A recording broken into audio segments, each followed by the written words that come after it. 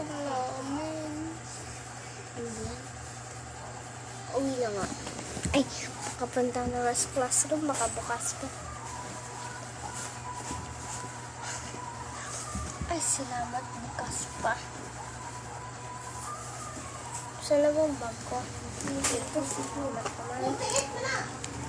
Chat nga mga best friend ko. Guys, nakauwi na kayo. Ano ako? Yes. Oh, yes. Kanina po. Nakatulog ako kasi sa kantin. Kaya nakalimutan ako yung gising ka. Ano ba yan? Hindi naman ako pagdalaan sa kantin para mag-iisip.